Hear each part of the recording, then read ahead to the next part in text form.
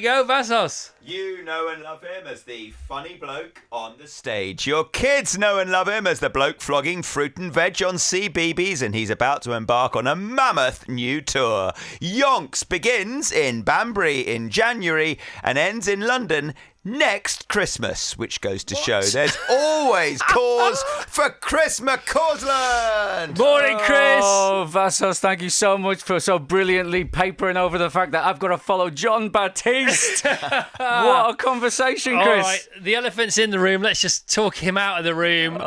Were you aware of John before his appearance on the show? Absolutely. I love a movie score, and you were talking about Hans Zimmer and the big guys before as well, and the stuff we done on Soul was fantastic, wasn't it? But from 11 Grammy nominations to a fella that 2 weeks ago came second on Richard Osman's House of Games. Has there ever been a bigger drop-off? Hang on a minute.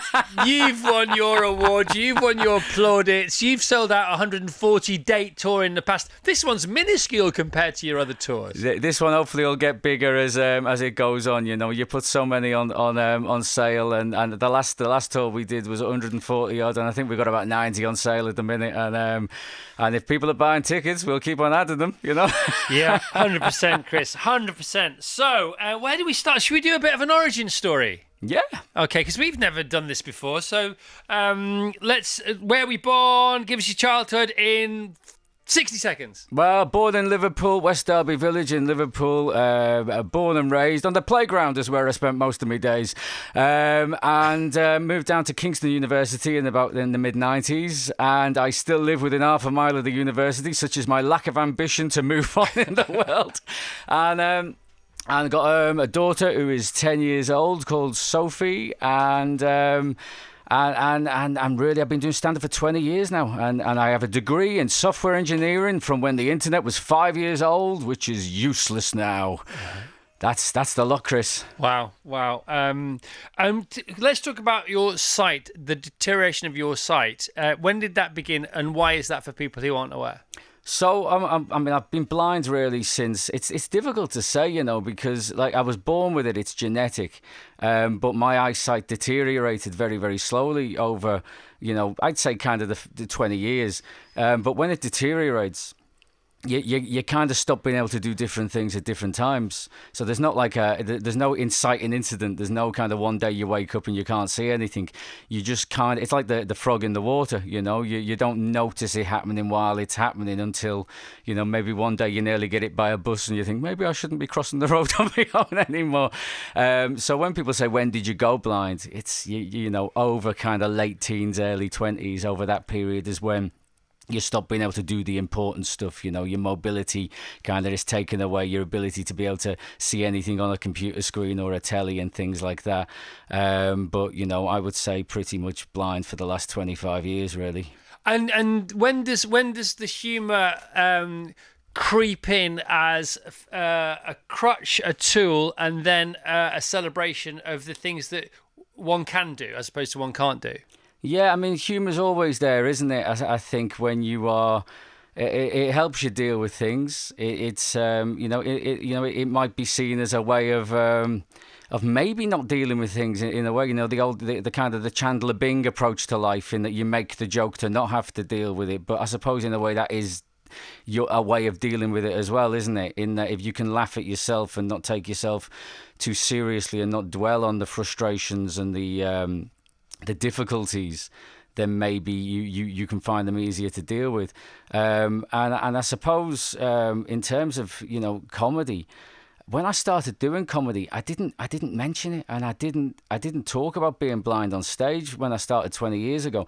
And I think the reason for that is, when I was, because I was a massive stand-up fan, loved stand-up all through the 90s. Who were your favourites? Oh, it started off with obviously Jack Dee and Lee Evans and Alan Davis, but then I came across Eddie Izzard, which just absolutely blew me mind. This new style of comedy that was, it just seemed so different to what everybody else was doing, and it was, I got into comedy because I loved that.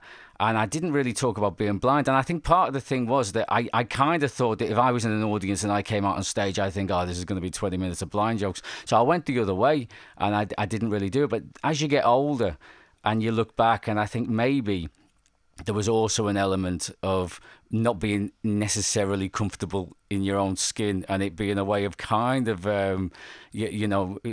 allowing myself to ignore it, or to kind of detach myself from it. And as you get older and you get a little bit more comfortable in your skin, you become a dad, your priorities shift, you have more original stories, more original life experiences to talk about, rather than just the cliched kind of didn't see it subjects, and I do talk about it more on stage now. It's still a smaller part of a show, but it's I think it just shows that you get to a certain age and you are a lot more comfortable in your own skin, And it gets more and more comfortable, doesn't it? Absolutely, yeah, it does. And when you're 20, when you're in your mid-20s as well, and you are caught in that real conflict of wanting to be cool.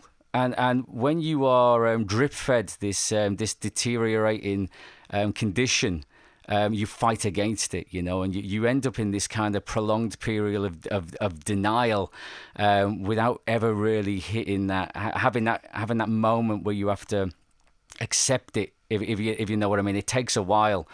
I always say, somebody born blind is a completely different beast to somebody who loses their sight gradually, because it takes a hell of a long time to get to anywhere near that level of comfort and acceptance with it. You shun the things that identify you as being blind, the white stick and all this kind of stuff, and you'd much rather you think it's the irony is that, if you just did, in my 20s, if I just kind of accepted it and got on with it and had a white stick and kind of went out there and bashed my way around, you'd look more normal than being the kind of almost blind person trying to pretend he's not, and to everybody else looking like, oh, look at that drunk over there, he can't even walk. Wow, what a story, what a tale. And your previous tour, Speaky Blinder, sort of nods a wink to that, doesn't it, I suppose? Yeah, it was, and because that last tour was I suppose exactly what I've just been talking about, in that it was a culmination of kind of, getting to that kind of being comfortable, in my own skin, and talking about a lot of things that everybody can relate to, So I was talking a lot about family life and being a dad. And being being a husband, but comedians and myself included, you will talk about your family and your kids, and you'll take the mickey, and you'll kind of, the comedy will be on them for an aspect of it, but then I'd spin it back around and talk about my own shortcomings and doing all of that in the dark, and so there was quite a lot of personal stuff in it. And the good thing with that is it's subject matter that everybody can relate to, but then there's just a little slight angle on it that gives it a fresh kind of perspective, really. Whereas this next tour, I've given them all the tour off. I've given me daughter the tour off. It's about random stuff. I've gone old school. I've gone back to the comedy I liked growing up in the 90s. Everything from AI to donuts and turnips. Right, so tell us about that from somebody who can't see, because obviously there's a phrase, it's called observational humour. Yeah. You don't just observe with your eyes, you observe with your ears and your pheromones and your being and your presence and all that kind of different stuff. But is it a lot about what you hear? How does that get into your brain, and how does it come out of your mouth on stage? Yeah, so it is still observational comedy, and for somebody who can't see, I still do paint. I like to paint pictures in people's minds. You like to paint the visuals, because a lot of the time with I think with good comedy, it's the images in your own mind that you can paint for people, that you can allow them to paint in their mind, that make them laugh more than the actual than a specific punchline, if you know what I mean. And I still like to do that, but what the difference is, I suppose, is that I'm not going to be stood on stage, talking about the like Billy Connolly would he will describe, what somebody looked like and what they were wearing, and obviously, and sometimes comedians will make that up just for the joke, and I don't have the luxury of being able to do that, so it's very much about, me. I paint the pictures of me in these situations, or about, the situations that I was in, or obviously when you're talking about things that you've subject matter that's a little bit more detached from experience, like I've got stuff in this new tour about Shakespeare and things like that. It's you're going for the stuff that people can relate to. Yeah, no, I get it completely. So this tour's called Yonks. The last one was called Sabiki Blinder. We're just talking to John Batiste there, your nemesis, your interview nemesis. Oh, what a cool dude, wasn't he? Sorry about that. What a hospital pass for both of us, by the way. And on his way to the Grammy, so he's going to the Grammy. He's got 11 Grammy nominations. He won 5 in the end, but he's nervous on the way for lots of different reasons. Not least of all because he's got to perform. At the end of it all, he's got to hold it together. He's got to give speeches or not give speeches. He doesn't know when he's going to win. He might run out of speeches if you nominate for 11. But your tour starts in second week of Jan. For John's trip to the Grammys, I'm thinking about your Christmas, because this is a big old thing ready to go. How is that for you the week before, the 2 weeks before? Will you be able to relax? Are you okay with it? Do you park it? How do you deal with that? With the tour? The prospect of it, yeah. I can't wait, to be honest. It's Any nerves?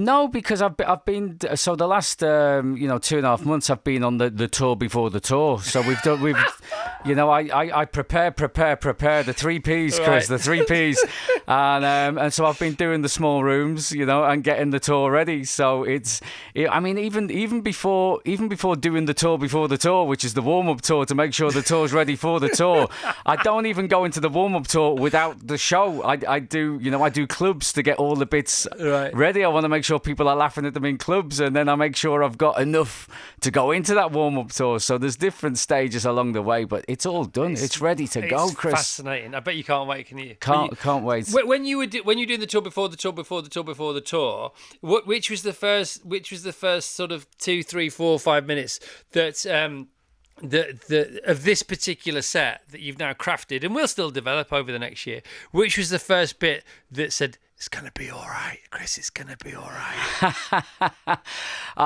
Which was the bit that landed best first? So oh God, what would it be? So I've got I've got quite a I'm at that age now, I'm 46, and you kind of things start going wrong, don't they? And I've got quite an extended piece at the minute about the various medical it's probably slightly unbroadcastable at this time of the morning, but there's quite a long piece on that. They just goes really, really, really well. And what? What can you say?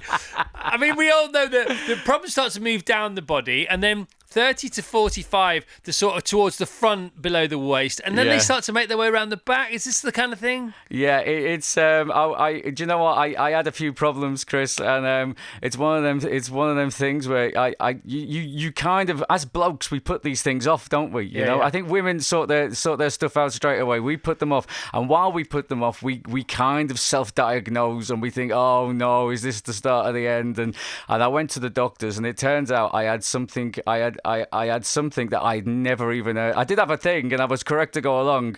And I will try and word this. I had please. I had on my unmentionables. I had varicose veins on the left one of them. Wow. And I'd never even known that was a thing. They might as well have told me I had toothache in my behind, right? Because I didn't even know that was a thing you could have as a man. And was it a varicose veins? Yeah. I didn't know that. I'm older than you, and I didn't know. Thank you for enlightening me. There you go. The doctor actually said to me, he goes, this is the medical advice I got. He goes, there's an operation you can have. He goes, just book it in when you need it. And so I said, how will I know when I need it? And he goes, don't worry, you'll know. Oh. And have you had it? No. I'm still waiting for that moment when I definitely know. Yeah. How do you feel right now with that, with regard to that? All good. It's who'd have thought the varicose veins on your unmentionables would have been the best outcome of any two options? You know, Yeah, of course. I mean, that's the thing. It's a blessed relief, isn't it? Yeah. So. I've had all my varicose veins done in my legs. Didn't check anywhere else, to be honest. I've had them microwaved and stripped out and all that stuff. Oh my goodness, mate! Yeah, it's but no, the tour at the minute. I'm kind of. I'd like to think it's about everything and it's about nothing. You know, Like life. I love technology, moving into the future. AI. It's will it destroy us all? But at the minute, it's phenomenal, isn't it? And, Yeah. And everything in between, really. Love it. Absolutely love it. So you have won a comedy competition, one or two or more than two? Oh, do you know, I mean, like comedy, like 20 years I've been doing this. And when you start off, you do new act competitions and things like that. So they were, they're a staple of getting into comedy, and it's kind of what gets you your name on the circuit and gets you off the open mic circuit, when you start off. And then you once you're on the circuit, you build your name and your career kind of just by with consistency and being prolific with your material. The Edinburgh Fringe comes into it a lot. I would say that now I've been doing this 20 years. And I'd say I think my pride of place at home is my celebrity mastermind trophy. Yeah. Did you come second? Not a celebrity mastermind. I won with my chosen specialised subject of Pearl Jam, 90s grunge rockers Pearl Jam, which just shows how academic I'm not. Oh no! So you came second in House of Games. House of Games. You won mastermind. Oh, there you go. But with Pearl Jam, does that count? Yeah, of course. 100%. And Diamond was doing the birth of British radar. That's a proper subject, isn't it? Wow, yeah. The Channel 4 documentary travelogue series called Wonders of the World I Can't See, with four of your pals. Did you know all these guys? Tom Allen, our very own Tom Allen, Harry Hill, Gus Kahn, Lisa Tarbuck. So Tom and Guz, yes, and me and Tom, we've been doing comedy together for, we kind of started off similar times. Harry, not so much, no. And Lisa, I'd never met her. She was a bit of a pipe dream, to be honest, if we could get her on it.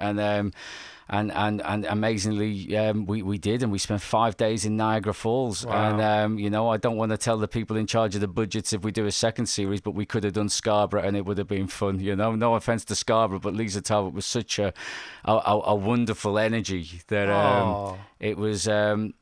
It was phenomenal, to be honest. And the idea was really behind the series is what is the point of me going to these places to go and look at the thing that everybody goes to look at, really? Is there much point when somebody can describe it from a picture? And is there more going on in these places than just going to look at the thing? And the thing is that I think we were quite honest in the series, and that some of the stuff was underwhelming. I think the Treasury in Jordan for me was quite underwhelming.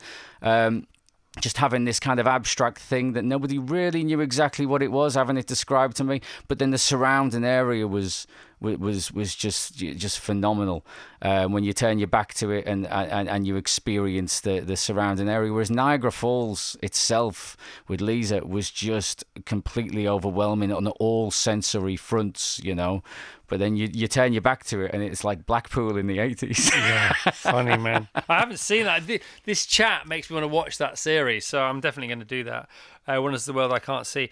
Will you do more of those? It sounds like you might. I'd love to. Yeah, I mean it's on the cards, and we've spoke about it. And Channel 4 were delighted with how it performed, and the feedback from the viewers was fantastic. But it's one of those things, isn't it? At the minute where I think TikTok and Instagram have stolen all the advertising money, and there's a queue of things waiting to be recommissioned. So I think people want to make the people involved want to make more. And it's just a case of sitting there and waiting at the minute for somebody to sign us off and stick me on a plane. Stick you on a plane because you're happy to go. You're definitely happy to go. Happy to 100%. Go. Yeah, I mean, I'm not a good flyer, Chris. Why not? Now this is interesting. Why not? Do you know what? I can't relax on them. I'm exhausted. When I get to the other end, I am exhausted from being on edge for however long the flight is. And do you know what I think it is as well? Yeah, I think when we hit turbulence, or any level of turbulence, I can't see how normal my surroundings are, right? And I can't see the cabin crew going about their business with smiles on their faces. And could go either way, though, couldn't it? Oh, in my mind, everyone's doing that Macaulay Culkin hand slap to the face, silent scream kind of thing. When every time we hit turbulence and any little bump, I'm like, what was that? Are we okay? Was that? And I'm a nightmare to sit next to, Chris. What about travel sickness, motion sickness, because you can't see? don't get it. No, I don't get the motions, the travel sickness at all. Just this Anxiety. level of Deep exhaustion anxiety. down to anxiety. Do you know, once I was going on a plane once, and I had some tablets prescribed to me by the doctor, and I can't remember what they were, like diazepam or something along one of those tablets, and I took them when we were in the queue waiting to get on the bus to go to the plane. And then they announced that there was a problem with the plane. Oh dear. And it was going to be at least a 2 or 3 hour delay because they were going to need a new plane. And my head was nodding. I couldn't keep awake. Yeah, I did that once before a radio show, completely by accident. I took sleeping pills 1 hour before a radio show. Why? And I can't remember. I because I don't sleep very well. That's a good question, by the way.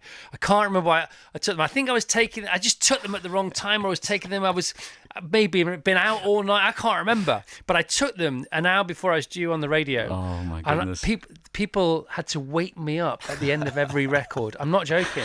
To do the next link, I'm not making it up. And then I would fall straight back to sleep for the next tune. It's quite a good practical joke, isn't it? Give someone sleeping oh my pills. God. Oh my God. Present the show. Oh jeez. Chris, your comedy travels well. Middle East and most extraordinary overseas place you've played and smashed it? Most extraordinary. I mean, I loved, because you go to Singapore and Malaysia. So Right. if you go to Singapore and I've done Mumbai and places like that, and you do a lot of these places, you do get, you end up going halfway around the world to play to British people. Las Vegas is a big thing, isn't it? Yeah, well, I mean, a lot of these, like Singapore is expats, but if you go to Mumbai to play there, it is you are playing to just the locals who love comedy, and their English is incredible, and so you get to do your comedy over there to a completely different culture, and to have that and it go well is a great feeling, much better than going off around the world to make the Aussies and the Kiwis laugh, because it feels a little bit too similar to what you're doing at home. Do you know what I mean? That is fantastic, really. And Mumbai, what an experience that is. You can't do anything, can you, without a 10-minute kind of negotiation going on between you. You'll end up in a banter, bartering about something, and then you'll realise that you've just spent 10 minutes over about 15 pence. So Yeah, but you can't help it, can you? Because once you're in, you're in. Absolutely, yeah. All right, Chris, great to meet you, man. ChrisMcCausland.com for tickets for this tour. It kicks off on the 9th of Jan. It finishes in 363 days' time thus far, but it could get bigger. These tours often do. 103 dates so far. At the Hammersmith Apollo, Chris. Wow. Which is, it's one of them things where when you get used to the venue, like the last tour, it was pretty much sold out right across the board, and I finished at the Shepherd's Bush Empire, which was incredible. And you have this anxiety: will I sell enough tickets? Will enough people turn up? And I sold it out, and you go, brilliant, I've made it, I can do it. And then they go, well, let's make the venues bigger. You go, oh, I'm back to square one. Yeah, of course. It's only ever a relief, isn't it? It's all right for those guys. Yeah, it's like when you go to the gym, you get used to lifting the weights. You think I can do it, and they go, well, let's make it heavier then. Exactly. If it ain't bending, if the bar ain't bending, I can't remember. it's pretending. It's pretending. There you if go. The bar ain't bending, it's pretending. Chris, great to have you here, man. You did not disappoint. You had to follow John Batiste, by the way. And you know what? There's various, when doing this, you get to do so many different things, and there's so many different landmarks you hit along the way, and this, for me, is one of them. We have you on every morning at home, Chris. Oh, do you actually? Absolutely, yes. So what a pleasure it is to be here. So thanks for having us. That is a real honour coming from you. I'll take that on you, Vassos. Thank you. ChrisMcCausland.com. His tour kicks off on the 9th of Jan. He can't wait to do it. It's good to go. It's oven ready. Who said that? Oh, no, let's leave him out of it, shall we?